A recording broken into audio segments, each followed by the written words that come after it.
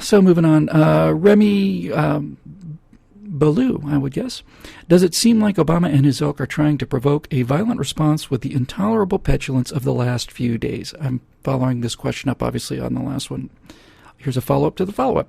Do you think they're watching us not react violently and saying, what does it take to get a rise out of this people? I categorically think that's true. That's a really profound observation, Remy. They must be thinking, you know, what do we have to do to get an actual Tea Party guy to shoot up the place? We've called them racists. We called them murderers. We called them terrorists. We called them bomb throwers. We've called them all this stuff. We've driven them to the limits of their tolerance.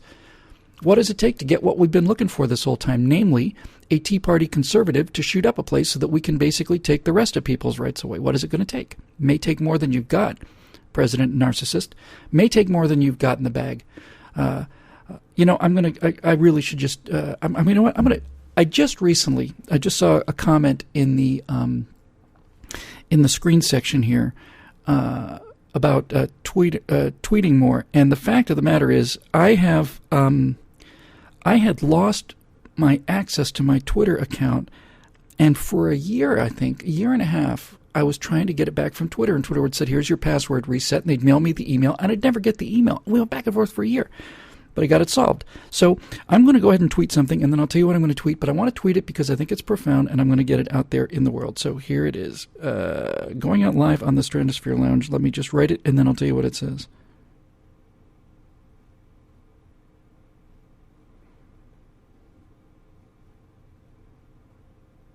I'm sorry for the delay.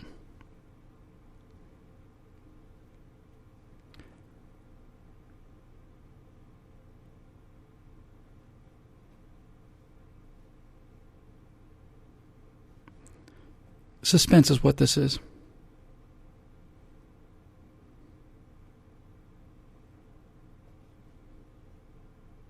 Sorry about this. I know this is bad radio, but I need to get this on the world. I just want this on the record, and besides, I need to be doing more tweeting anyway.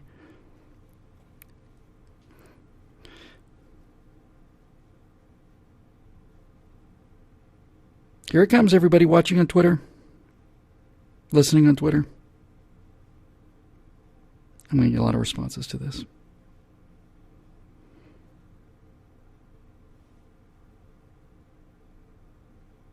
Bam. Okay. Presumably that went out. And it said, conservatives have principles. Liberals have agendas. Once you understand this, everything makes sense. It's really true. When Bush was spending more money than he should have, when he was running these deficits, conservatives attacked him for it. And conservatives attacked him over the Patriot Act. Those conservatives that thought it was incorrect, they certainly attacked him over Harriet Miers. They did all this other stuff. We have principles. And we have principles. That means that our principles survive a candidate. They survive policy. Our principles are our guiding light. Our principles don't change. We've given our principles a great deal of thought. And not only have we given conservative principles a great deal of thought, we have also allowed 2 centuries or 3 centuries of very smart people to give them a great deal of thought. That's why we're conservatives. We think there's fundamental truths, and these truths are so obvious that they're preserved across generations, and there is no change. So, there you go. Somebody just pointed out there's no link on the Facebook page. I was in such a rush today that I did that. Excuse me again. I know this is just a miserable, terrible thing to do to an audience, but I need to go ahead and put that up. So let me just go ahead and get that over on the Facebook page because some people don't know where we are.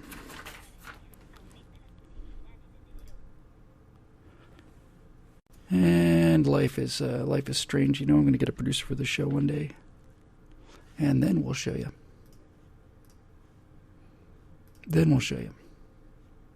Anyway, you know, all this stuff is really kind of reaching a fever pitch, isn't it?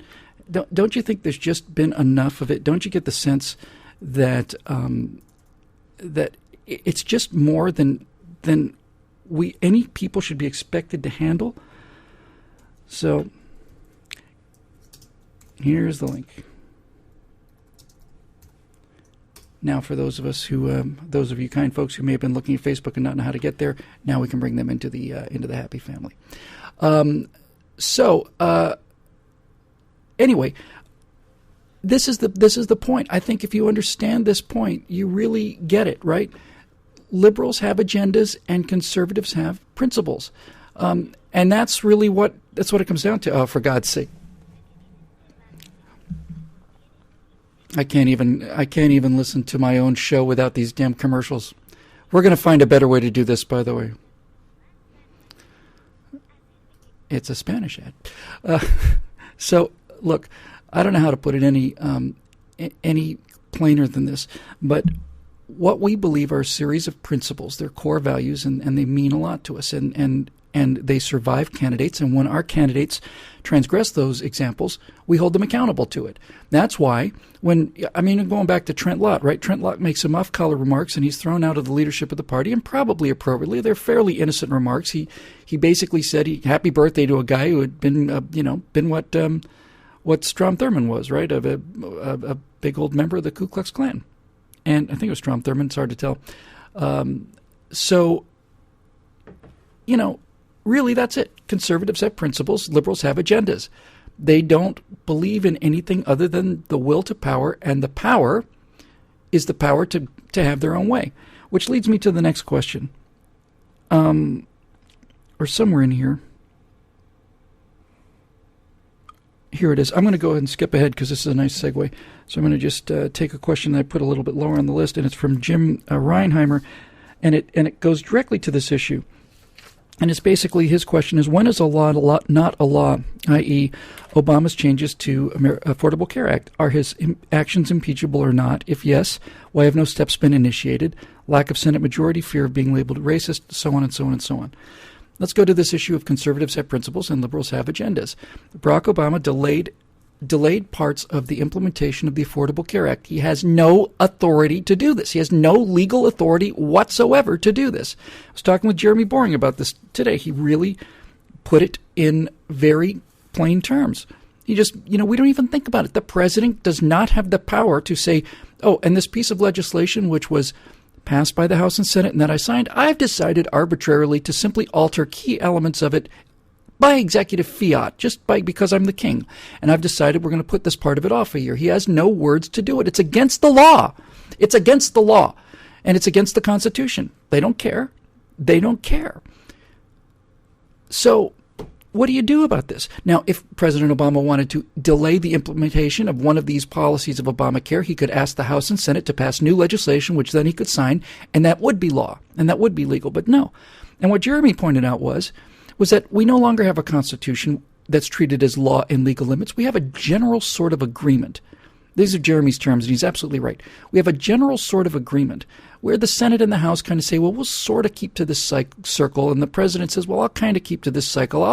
I'll make imperial decisions on a small scale, so long as they're not too big. If they're too big, then I guess the House and the Senate get involved, and the Supreme Court kind of gets involved on some. The Supreme Court is ruling on things and legislating the output of the country's morality in a way that they were never designed to, so they've encroached their barriers, and there's no Constitution, there's no separation of powers. There's simply just a general agreement among all of these tyrants, and I include every single person out there with enough exceptions that I could count on one hand, to just say, well, what we really want is power. And so since we all want power, then what we'll do is we'll have an imperial Senate composed of both parties, and we're not going to make any mention of the fact that the president's overreached his boundaries, because if we make a call that the president has overreached his constitutional authority, it may just be a matter of time until people realize that we've overreached our constitutional authority, and that means we won't have the ability to go around and hand people other people's money, which means we won't get the gravy train anymore. The gravy train, of course, is the ability to get this life of luxury and ease, which is something they could never earn in the private sector.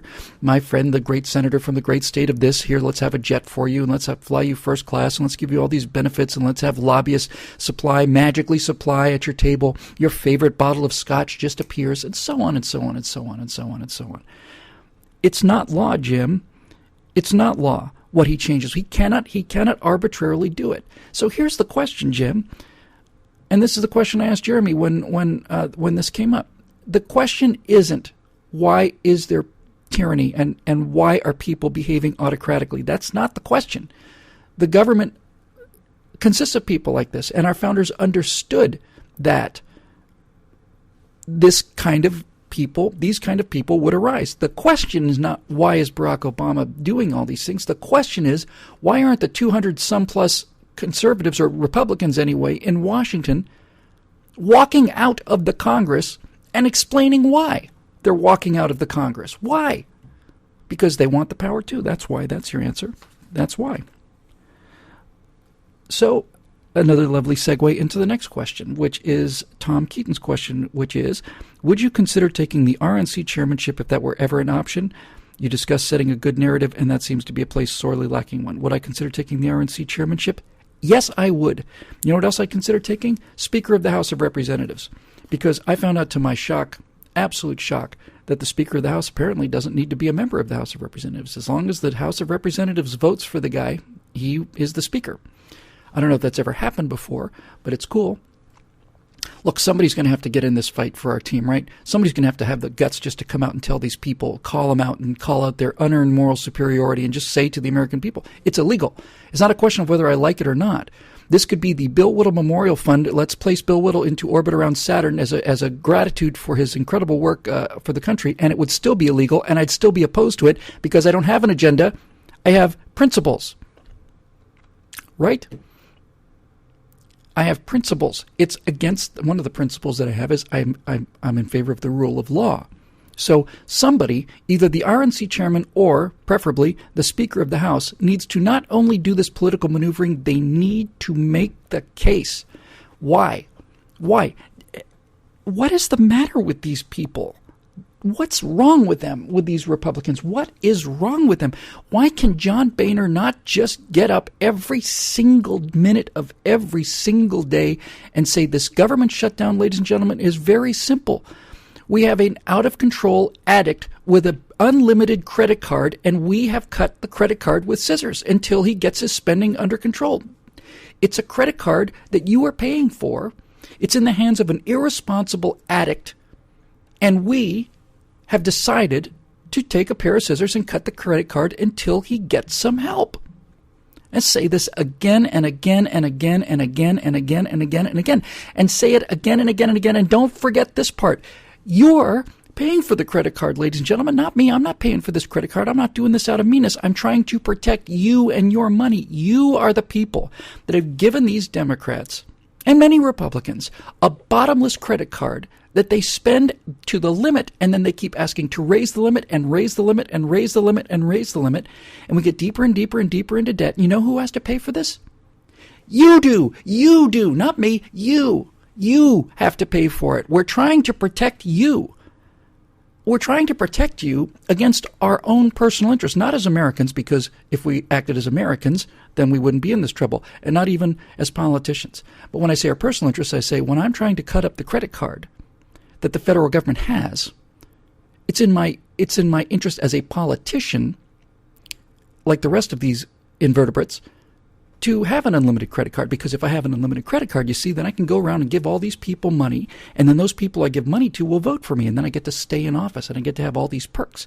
So in a way, I'm actually acting against my own interests as a politician, and once or twice a century you see this happen, decided to make a decision to act in the interests of the American people as opposed to the interests of Bill Whittle. Bill Whittle doesn't need the money, you see. He doesn't need the money, and he doesn't need the credit, and he doesn't need the love, and he doesn't need the admiration. He gets that somewhere else. So what we're going to do is we're going to cut up the credit card that this out-of-control addict has. He's an addict. He's not irresponsible. He's not extravagant.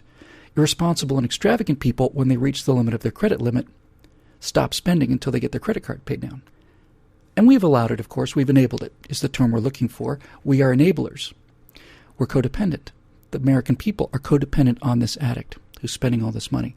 And so every time he comes to us crying about how, well, I did buy another golf vacation, I did buy another trip to Spain, I did buy another this, I bought another that, but now I'm out of money. I can't keep the parks open, and children are starving. I need more money. We keep giving it to him. I've decided, no, it's enough. He spent all your money. He spent all your kids' money. He spent all the Chinese money. Now he's spending your grandkids' money. And to me, that's enough. Done. We're going to cut the credit card until this addict gets his behavior under control. Are you calling the President of the United States an addict? Am I calling the President of the United States an addict? Categorically, I'm calling an addict. Of course I'm calling him an addict. What else would you call it? When you can no longer control your behavior, in contravention of what is known to be your best interest, meaning the best interest of the country, common sense. Well, now we get to the difference between the best interest of the country and the best interest of the individual. If President Barack Obama is in fact acting according to his constitutional oath to protect and defend the Constitution of the United States, then he is behaving like an addict. He's behaving irresponsibly. He is punishing the future. He's launched a war on the young, and he's making them pay for stuff that we're giving away now so we can get political benefits out of it. We are making young people pay for our extravagance because we want to stay in power. That's an addict.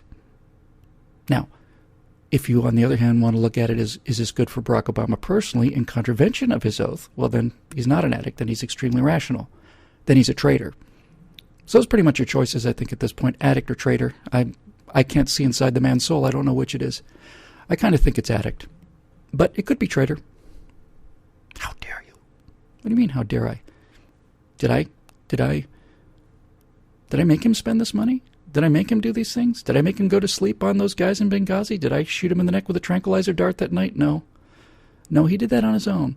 And unfortunately for those of you out there who think that because he's black, he's immortal and immune to criticism, I see him as an individual and as a man. Or a male, anyway. And he made a decision to go to bed that night. That's not a decision I would have made. That's not a decision most people I know would have made. The people I hang out with, my friends, don't go to sleep while we have soldiers fighting for their lives, especially when they can do something about it. So, yeah, addict or a traitor, take your pick. And then here comes the wave of sewage. I don't care. I don't care. I don't care. Really, country's more important to me. When I think about this, you think about the consequences of what you're saying, and this may cost you your job. It's like, you know what? I don't give a damn about my job. I don't give a damn about my income. I don't care about IRS audits. I don't care about the NSA. Every time I think about the consequences of this kind of plain speaking and the cost to me, conceivably, if you were the Speaker of the House, the cost, gin up enough resentment, it might cost you your life. Okay. I've had a pretty good life. The one thing I keep coming back to when it comes time to think about the costs of standing up to these tyrants is there are any number of 18-year-old kids who sign on the dotted line, men and women both, and they get deployed to places overseas, and they get their one young life shot out of them before they had a chance to do anything to defend the freedoms for this country. And I'm going to worry about my job. I'm 54 years old. I've lived a life where I've never been hungry. I've never been cold. Because of what our veterans and our soldiers have done for us, and I'm going to suddenly just, this could be uncomfortable for me. I might lose money. Maybe I'll get some bad publicity. Maybe somebody will say something nasty about me on Twitter. And this is after how many young men and women have had their lives taken away from them in defense of freedoms, and I don't have the guts to stand up and do this? Please. Please. No, I'm not afraid of these people. Anyway. Last thing I think on this topic is Dean Gallagher. It's all kind of in this general lawlessness that we've evolved ourselves into. Dean Gallagher says, somewhere down the road you talked about at any given time, everyone is in violation of some law. That's right. That's why they keep passing all these regulations. There's scores of regulations. Probably you're in violation of 10 of them at any given time. Things you didn't comply with that you don't even know about. I'm fascinated by this concept, and I grow concerned that this will be used by some against other citizens. I think of this every time someone says you haven't done anything wrong, you have nothing to fear. I've heard good people say that in defense of the NSA. People like Dennis Prager I admire enormously. And look, Dennis Prager is a moral giant. He's a moral giant. He's just wrong on this. He's wrong. This idea that if you haven't done anything wrong, you have nothing to fear is the lever that it's more of a baseball bat, really, that tyrants swing in the face of innocent people, because innocent people don't have anything to fear, and so they go along with these erosions of the freedoms that are designed to protect them. And so next thing you know, the freedoms are gone. You don't know what happened to them. You don't know where they went. Well, you voted them away when you said, no, I've got nothing to worry about. It's not me. I'm innocent. Those laws are not there to protect the innocent. Those laws are there to protect the guilty. Now, that may sound like an odd thing to say, but what you really have to do is you have to ask yourselves, what kind of protections do we allow people's behavior? Because the further out we allow people to behave without being watched, the freer the country is. A perfectly free world, an ideal world, you'd have a world with very, very few laws and extreme laws, things like murder and rape and theft and fraud and those kind of things. And when people violate those laws, the punishment is harsh because if we allow this kind of behavior to go on with them, then we have to start, punishing everything, which is where we are. So, Dean, right now, we're well on our way. We're on a runaway train to a world. I love this expression because it's so horrifying. But what these people really want is they want a world where everything that is not forbidden is mandatory. Just roll that around in your head for a minute. They want a world where everything that is not forbidden is mandatory. So, what else do you say about that? That's what they want. They want a control of the people. They're defective. There's something wrong with them. They have missing genes or chromosomes or something that makes them want to tell other people what to do. And when you look at things like Common Core, they not only want to tell you what to do, but they won't even let you walk away from them telling you what to do. In other words, they'll tell you how to run the school system, and if you decide to take your kids out of school and raise them in your own home, they will say, well, I'm going to put our school system in your own home. You don't get to run away from me. I'm going to tell you what to do whether you like it or not.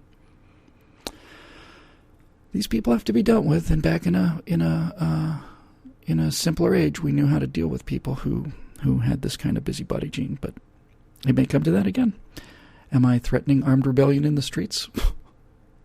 Of course I am. Of course I am. These people need to know there's limits to what we'll take. And they keep pushing the limits, and one day they're going to find out. How dare you make a threat like that? It's my job to make a threat like that. It's my responsibility, not as a political commentator. It's my responsibility as an American citizen. It's my responsibility as an American citizen to inform the government that there are limits to what we will take. And they are already way out of bounds, and that time has passed, and they are now at the point where they're really declaring open war, not on conservatives, on what the country is. I know that means conservatives, but there you go. So, look, I'm the kind of guy who's pretty reasonable. I'm the kind of guy who wants to be left alone. If they wanted to have 15 states secede from the Union, leave those states alone, have them form their own little confederacy or something like that, yeah, I'd probably move to a state like that. I'm not going to tell people in California that they have to live my way. This is the difference between them and me. They will have you live by their rules. I don't have to make anybody live by anybody's rules. I just have to live by my own rules. So if there were free states or something, I'd move there. And I'd move there just so that I could watch the consequences of having half the country just basically, or a third of the country, or 2 states, or 1 state. If 1 state's seceded from the Union,